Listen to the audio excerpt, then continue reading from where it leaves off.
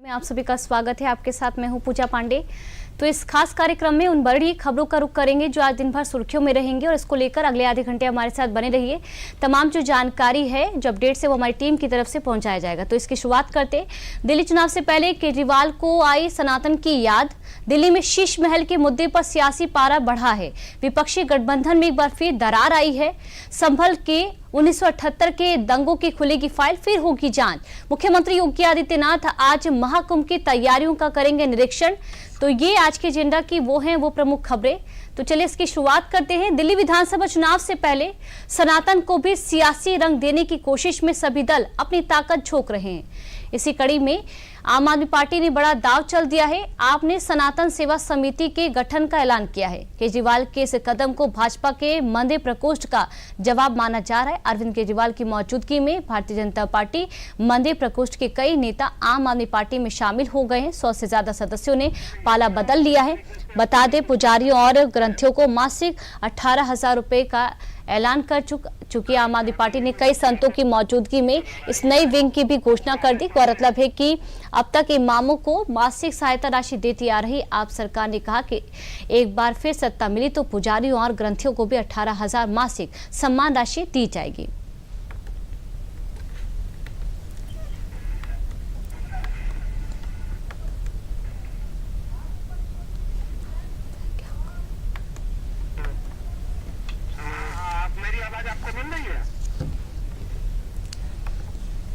दिल्ली चुनाव को लेकर बीजेपी और आम आदमी पार्टी के बीच विवाद थमने का नाम नहीं ले रहा है। एक तरफ बीजेपी लगातार केजरीवाल के शीश महल वाले मुद्दे पर आक्रामक है, तो वहीं आम आदमी पार्टी ने भी बीजेपी पर पलटवार किया है। वहीं प्रधानमंत्री आवास को राजमहल कह रही है। बता दें कि बीजेपी कथित शीश महल पर पूरी तरह आक्रामक है और शीश महल के भीतर मौजूद हर सामान की लागत का ब्यौरा तक पेश कर रही है। बीजेपी के आरोप के मुताबिक 28,90,000 रुपए में 88 इंच का OLED TV, high and refrigerator, 3,20,000 2 steam oven, 6.5 lakh front loading washing machine 1,90,000 रुपए में ली गई है। तो शीश महल पर जो पारा है सियासी, वो दिल्ली में चढ़ता हुआ नजर आ रहा है। जहां शीश महल के मुद्दे पर बीजेपी आक्रामक है, तो शीश महल के मुद्दे पर लगातार जो बयानबाजी है वो देखने को मिल रही है। मुद्दे पर आप भी आक्रामक हो गई है बीजेपी पर। कैग रिपोर्ट के बाद ये जो मामला है वो तुल पकड़ा है और उसके बाद अब देखिए दिल्ली में विधानसभा चुनाव भी नजदीक है और उससे पहले शीश महल को लेकर। और इसी खबर पर ज्यादा जानकारी के साथ दिल्ली से हमारे सहयोगी धीरज कुमार जी हमारे साथ जुड़ चुके हैं, जो कि जानकारी देंगे। धीरज जी, अब सनातन को लेकर भी एक नया रूप आम आदमी पार्टी का अरविंद केजरीवाल का देखने को मिल रहा है और शीश महल को लेकर भी अब आम आदमी पार्टी भी एक आक्रामक रूप में नजर आ रही है। इसके क्या मायने हैं, कैसे देख रहे हैं इसे आप? हमें आवाज ही नहीं सुनाई दी, क्या बोला उन्होंने? क्या करे, आप ही बता दो, मैं बोल दो। धीरज जी, आप तक हमारी आवाज पहुंच रही है?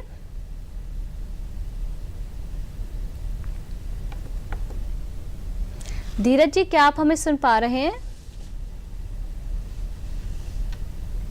चुनाव का वक्त जबकि आया है तो आम आदमी पार्टी और अरविंद केजरीवाल को सनातन की याद आई है। और जिस तरीके से हम देखते हैं कि आम आदमी पार्टी की एक तरीके से उनको हार नजर आती दिख रही है, तो एक के बाद वो नए नए घोषणा करते जा रहे हैं, नए नए वायदे करते जा रहे हैं। और इन वायदों में एक वायदा जो सनातन के जो पुजारी हैं और जो ग्रंथी हैं उनके लिए भी उन्होंने एक जो घोषणाएं की है। और कहा जा सकता है कि जिस तरीके से एक उनकी कोशिश है कि उनसे जो नाराज जो तबका है, नाराज जो वर्ग है, चाहे वो मंदिर के पुजारी हो या सनातन धर्म के धर्मावलंबी हो, उसको एक जोड़ने की जो कवायद है, उस कवायद में आम आदमी पार्टी जुटी हुई है।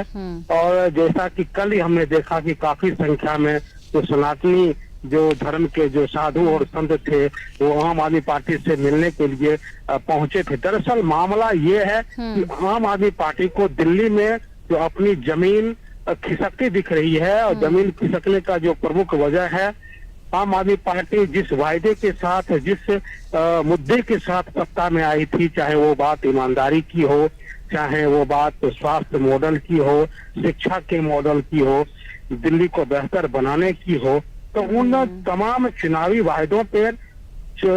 वायदों को पूरा करने में पूरी तरीके से आम आदमी पार्टी सफल नहीं हो पाई। और सफल नहीं होने के परिणाम स्वरूप 10 साल में 10 साल तक सत्ता में रहने के बाद एक बार आम आदमी पार्टी को दिख रहा है कि उनकी जो नीचे की जो जमीन है वो खिसक रही है।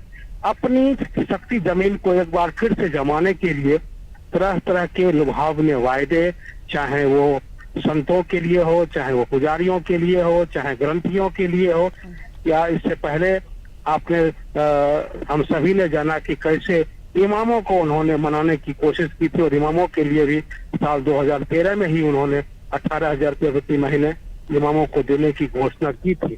तो उसी तरह की एक कवायद दिल्ली में शुरू हुई है, और इस कवायद में इस बार जो अरविंद केजरीवाल का जो एक तरीके से कह सकते हैं कि जो चुनावी वायदों का जो प्रचार प्रसार है, या कह सकते हैं कि चुनावी वायदों के जरिए जो उनसे नाराज जो हिंदू धर्मावलंबी हैं या हिंदू धर्मावलंबी के जो संत हैं, उनको एक तरीके से लुभाने की कोशिश की जा रही है। और इसी कड़ी में आम आदमी पार्टी को चुनाव के आखिरी वक्त में साधु संतों की भी याद आ रही है। जी धीरज कुमार जी, शीश महल को लेकर भी सियासी पारा चढ़ा हुआ है, आपसे समझना चाहेंगे, अब आम आदमी पार्टी पीएम आवास को राजभवन कह रही है, इससे आपसे समझना चाहेंगे जिस तरह से शीश महल को लेकर तमाम जो वीडियो हैं, फोटोज हैं, वो सामने आई, क्या ये छवि बनाने में कामयाब रहेगी, टक्कर दे पाएगी आम आदमी पार्टी बीजेपी को? राजमहल का जो ये शब्द यूज किया जा रहा है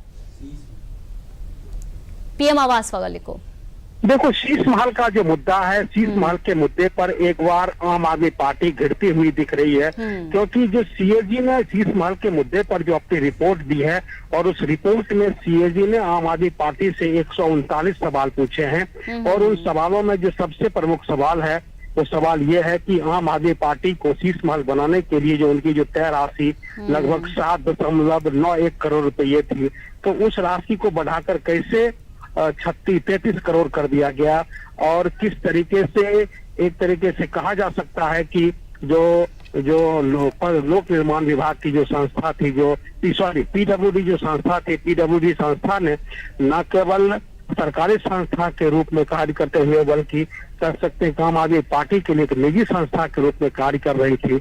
और रिपोर्ट में तो इस तरीके के भी खुलासे हुए हैं कि शीश महल के निर्माण की जो खर्च है, वो खर्च 75 से 80 करोड़ रुपए तक जाकर पहुंचा है।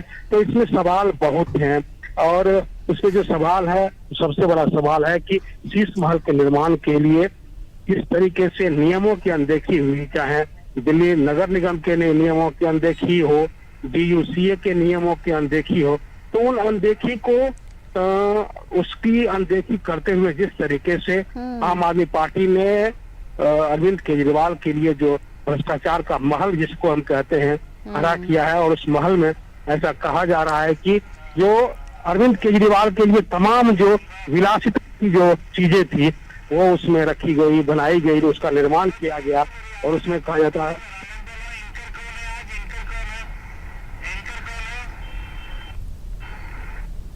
जी। धीरज कुमार जी, बहुत बहुत शुक्रिया तमाम जानकारी के लिए।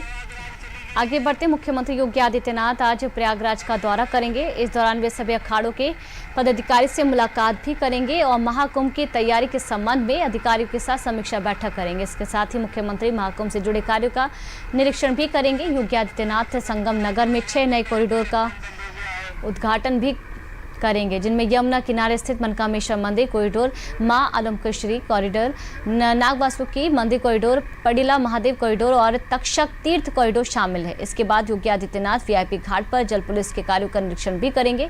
उनके दौरे को देखते हुए अधिकारियों ने सभी जरूरी तैयारियां पूरी कर ली है। महाकुंभ को भव्य बनाने के लिए केवल राज्य सरकार ही नहीं बल्कि केंद्र सरकार की तरफ से तमाम जो तैयारियां हैं वो की जा रही हैं। दरअसल महाकुंभ की शुरुआत 13 जनवरी को होगी, 14 जनवरी को पहला शाही स्नान होगा, 26 फरवरी को महाशिवरात्रि के शाही स्नान के साथ महाकुंभ का समापन होगा।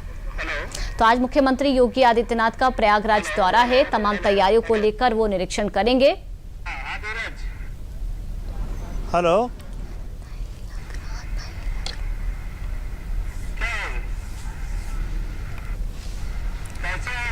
चलिए आगे बढ़ते हैं। चीन से शुरू हुआ एचएमपीवी वायरस का खतरा दुनिया के कई देशों के साथ अब भारत में भी दस्तक दे चुका है। पूरी दुनिया को दहशत में डालने वाला इस वायरस का नाम एचएमपीवी है। कोरोना महामारी के बाद चीन से जन्मे इस वायरस को लेकर पूरी दुनिया अलर्ट है। कोरोना के 5 साल बाद एचएमपीवी ने चीन में कहर मचाया हुआ है। चीन से निकलकर ये वायरस अब दुनिया के तमाम देशों तक पहुंचने लगा है। इसीलिए इस नए वायरस के खतरे को देखते हुए यूपी के प्रयागराज में 13 जनवरी से शुरू होने वाले महाकुंभ में भी इस नए वायरस का अलर्ट सुनाई दे रहा है, क्योंकि इस बार महाकुंभ में 40 करोड़ से ज्यादा की संख्या में श्रद्धालुओं के आने की संभावना है। अब ऐसे में संगम नगरी में आयोजित होने जा रहे महाकुंभ पर भी इस नए वायरस के संभावित असर से सभी चिंतित है। साधु संतों ने तो इस खतरे से निपटने के लिए चीन से आने वाले लोगों पर प्रतिबंध लगाने की अपील की है। वहीं आपको बता दें कि इस नए वायरस के खतरे के मद्देनजर यूपी प्रशासन सतर्क है और प्रयागराज के अस्पतालों में व्यवस्था सुनिश्चित कर ली गई है। मेला क्षेत्र में 13 अस्पताल तैयार कर लिए गए हैं।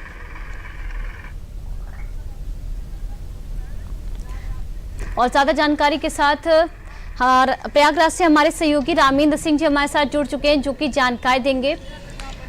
रामेंद्र जी, एचएमपी वायरस को लेकर क्या खास इंतजाम आप देख रहे हैं महाकुंभ में, क्योंकि 45 करोड़ लोगों के आने की उम्मीद है। प्रशासन किस तैयारियों में जुटा हुआ है? जो एचएमपी वायरस है वो प्राय माना जाता है कि सर्दी की जो शुरुआत होती है उसमें प्रभावी रूप से एक्टिव होता है, तो उसको लेकर के सरकार ने तैयारी की है और डॉक्टरों के साथ साथ पूरी एसओपी जारी कर दी गई है कि किस तरह चिकित्सा की व्यवस्था की जाए। यहाँ वो सारे संसाधन चिकित्सीय उपलब्ध हैं कि जो इसको दिक्कत करने पर सुचारू रूप से व्यक्ति को सुरक्षित बचाया जा सके।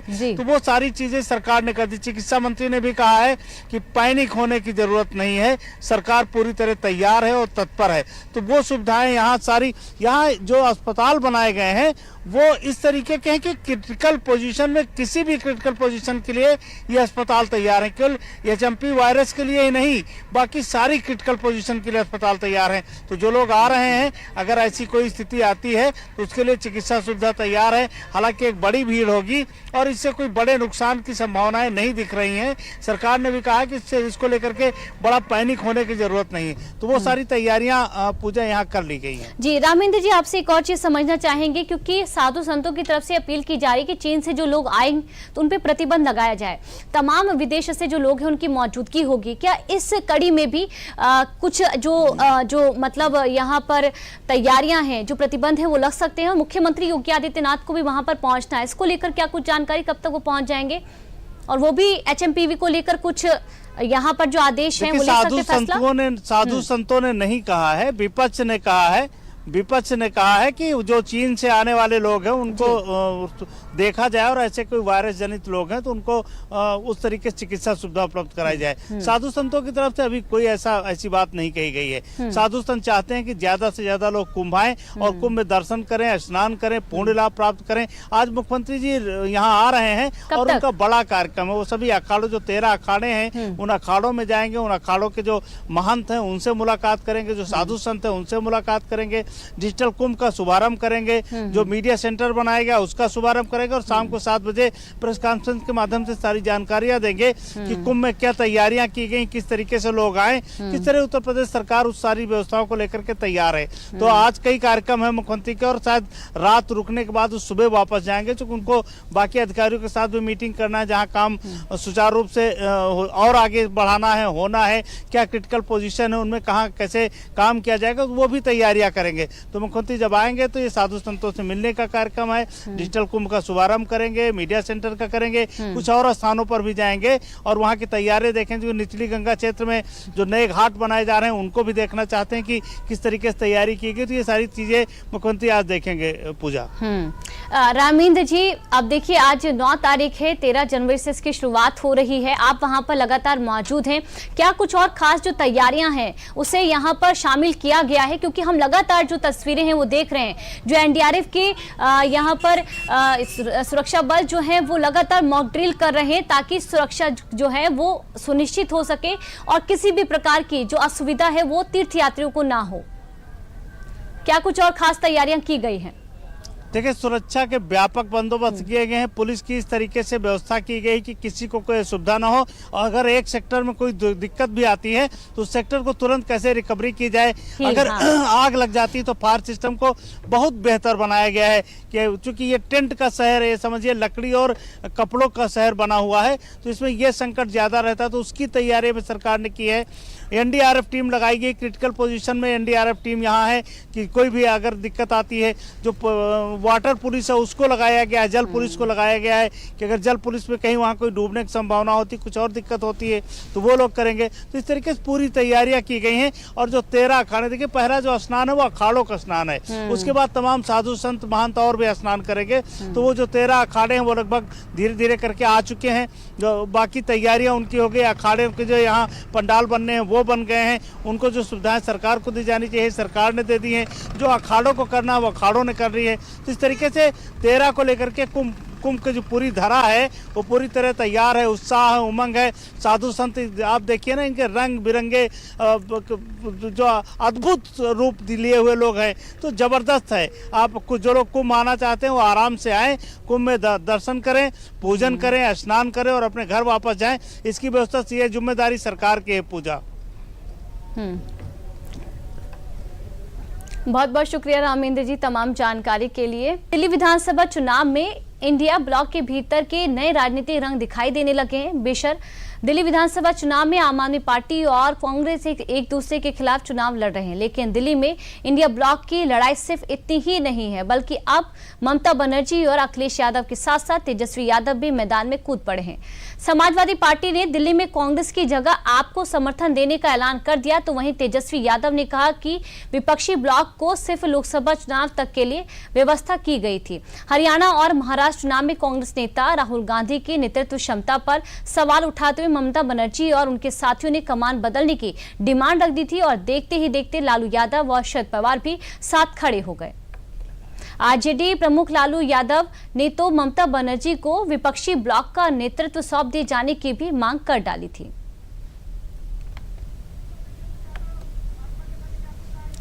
और अब इसको लेकर तमाम दलों के जो नेता हैं उनका क्या कहना है वो आपको सुनवाते हैं। चुनाव में तो पहले से तय था इंडिया अलायंस जो है वो लोकसभा के लिए, और बिहार में जहाँ तक बात की जाए हम लोग तो शुरू से साथ थे। हम अभी हम लोगों ने डिसाइड नहीं किया पार्टी ने कि हम लोग वहाँ चुनाव लड़ेंगे कि नहीं लड़ेंगे, और बाद में हम लोग देखेंगे कि देखिए जो आपस में लड़ते हैं उनको कभी जनता समर्थन नहीं करती।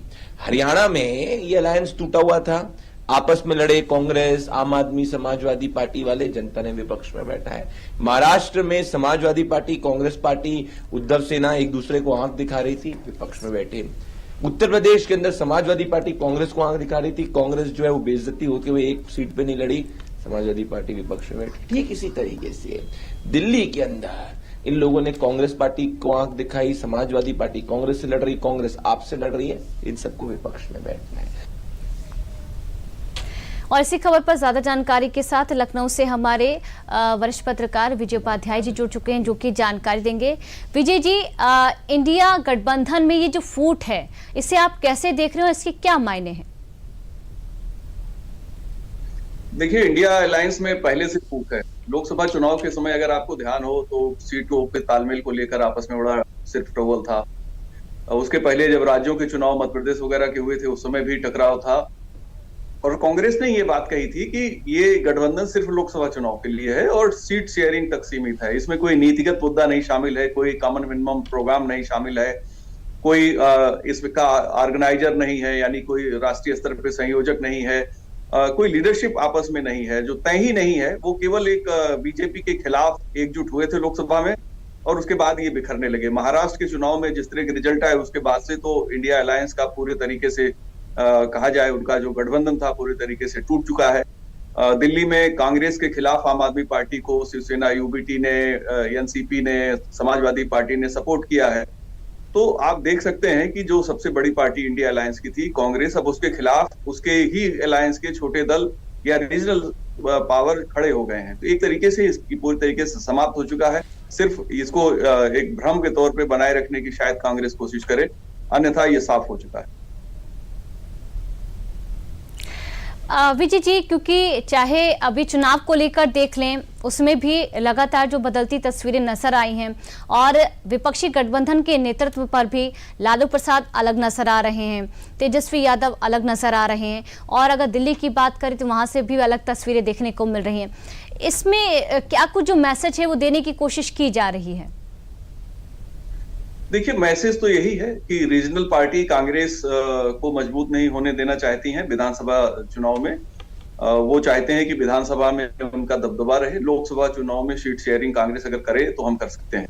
यही बेसिक फार्मूला इस इंडिया अलायंस का है। इसीलिए ममता बनर्जी ने तो लोकसभा में भी इनको सीट देने से मना कर दिया था। उत्तर प्रदेश में अखिलेश यादव ने 17 सीटें दी थी और उसी पे कांग्रेस चुनाव लड़ी। आम आदमी पार्टी ने जितनी सीटें इनको दिल्ली और हरियाणा में दी उतनी ही सीटों पर चुनाव लड़े, फिर भी इनके रिजल्ट अच्छे नहीं आए। तो जाहिर है कि जो रीजनल पावर हैं उनको लगता है कि बीजेपी को वो रीजनल लेवल पे रोकने की कोशिश करेंगे, कम से कम विधानसभा में। दिल्ली में वैसे भी लगातार 3 बार से आम आदमी पार्टी जीत रही है और इस बार तो एमसीडी भी उन्होंने ले लिया। हालांकि लोकसभा चुनाव में बीजेपी का दबदबा है। अब देखना यह है कि दिल्ली में क्या कांग्रेस का वोट परसेंटेज बढ़ता है, जो पिछली बार सिर्फ 4% रह गया था। आप सोचिए 2008 में जिस कांग्रेस को 40% वोट मिले थे, वो पिछले 19 के चुनाव में सिर्फ 4% वोट पाई, यानी कि पूरा कांग्रेस का वोट ही आम आदमी पार्टी के पास है और कांग्रेस उस वोट बैंक को वापस पाना चाहती है। और यही वजह है कि आम आदमी पार्टी कांग्रेस से तालमेल नहीं करना चाहती, क्योंकि जिन सीटों पे तालमेल कर लेगी उस सीटों पे आम आदमी पार्टी अपने वोट गंवा देगी, क्योंकि वो पुराने कांग्रेसी वोट हैं और शिफ्ट हो जाएंगे पूरी तरीके से कांग्रेस में। विजय जी, बहुत बहुत शुक्रिया तमाम जानकारी के लिए। तो आगे बढ़ते हैं आज के एजेंडा में। आंध्र प्रदेश के तिरुमला स्थित भगवान वेंकटेश्वर स्वामी मंदिर में कल शाम अचानक भगदड़ मच गई। इस भगदड़ में 6 श्रद्धालुओं की मौत हो गई और 40 लोग घायल हो गए। हादसे में हताहत लोगों का इलाज तिरुपति के श्री वेंकटेश्वर रमण नारायण रुइया सरकारी अस्पताल में हो रहा है। ये भगदड़ मंदिर के बैकुंठ द्वार दर्शन टिकट काउंटर के पास हुई। दरअसल बैकुंठ धाम दर्शन 10 दिन के लिए खोले गए हैं, जिसके चलते टोकन के लिए हजारों की संख्या में लोग जा रहे थे। बताया जा रहा है कि दर्शन के लिए टोकन की लाइन में करीब 4000 लोग लगे थे। तिरुपति मंदिर हादसे पर आंध्र प्रदेश के मुख्यमंत्री चंद्रबाबू नायडू ने दुख जताया। उन्होंने वीडियो कॉन्फ्रेंसिंग के माध्यम से स्थिति का जायजा भी लिया। आज वो घायलों से मुलाकात भी करेंगे। पीएम मोदी ने इस हादसे पर दुख जताया है। तिरुपति आयुक्त ने इसको लेकर क्या कहा है वो आपको सुनवाते हैं। There was stampede there because all of a sudden they've opened the park at 9 p.m. and all of them, because there were around 4,000 to 5,000 people inside, they have come at once. So due to which there was a stampede. Otherwise all counters were peaceful. They have left into the queue little early. So everything was peaceful except a few injuries and few deaths whatever happened in Ruya and Swims. चलिए अब संभल की बात करते हैं। प्रदेश सरकार ने साल 1978 में हुए संभल के दंगों की फिर से जांच करने का फैसला किया है। इस संबंध में यूपी सरकार के गृह विभाग की तरफ से फिर से जांच करने के आदेश दे दिए गए हैं। मीडिया रिपोर्ट्स के मुताबिक संभल प्रशासन और पुलिस मिलकर आज से 47 साल पहले हुए दंगों की फिर से जांच करेंगे और 1 हफ्ते में जांच रिपोर्ट देंगे। 7 जनवरी को संभल के एसपी ने संभल के जिलाधिकारी डॉक्टर राजेंद्र पेंसिया को पत्र लिखा है और जानकारी दी कि यूपी विधान परिषद के सदस्य श्री चंद्र शर्मा ने फिर से संभल में 1978 में हुए दंगों की जांच की मांग की है। इस पर उन्हें यूपी के उप सचिव गृह और पुलिस अधीक्षक का पत्र भी प्राप्त हुआ है। बता दें कि विधानसभा में मुख्यमंत्री योगी आदित्यनाथ ने संभल में हुए 1978 के दंगों पर खुलकर बयान दिया था। उन्होंने कहा था कि 1978 के दंगों में 184 लोग मारे गए थे और कई लोग बेघर भी हुए थे। तभी से ये कयास लगाए जा रहे थे कि फिर से संभल दंगों की फाइल खुल सकती है। वहीं योगी सरकार का मानना है कि संभल दंगों की जांच में हिंदुओं के साथ भेदभाव किया गया था, इसीलिए अब यूपी सरकार ने फिर से संभल दंगों की फाइल खोलने के आदेश दिए हैं। और इसी खबर पर ज्यादा जानकारी के साथ हमारे सहयोगी विकास सिंह जी जुड़ चुके हैं, जो कि जानकारी देंगे। विकास जी, 1978 में दंगों की, संभल में जो दंगा हुआ था उसकी फिर से जांच होगी, इसे आप कैसे देख रहे हैं और इसके पीछे का कारण भी क्या हो सकता है? देखिए, इसके पीछे का कारण यही है कि उस समय जो भी कुछ घटित हुआ वो लोगों को पता चलना चाहिए, क्योंकि संभल के एक विशेष क्षेत्र में जो डेमोग्राफी बदल गई, वहां पर हिंदुओं का पूरी तरीके पलायन हुआ। यह मामला तब प्रकाश में खुलकर आया लोगों के सामने जब वहां पर 46 साल से बंद पड़ा एक मंदिर खुलता है। उस मंदिर के खुल जाने के बाद से वहां पर तमाम सारे लोग आते हैं, बातचीत होती है, पता लगता है वहां कितनी प्रताड़ना उस समय हिंदुओं को झेलनी पड़ी थी। वहां पर जो एक व्यक्ति थे जो शिकार हुए थे, उनके पुत्र वो पूरी कहानी बयां करते हैं, बताते हैं किस तरीके से उनके पिता के दोनों हाथ काट दिए गए थे, पैर काट दिए गए थे और गले में टायर डाल के जला दिया गया था। ऐसा तमाम सारे बड़ी संख्या में हिंदुओं के साथ ऐसी घटनाएं हुई थी।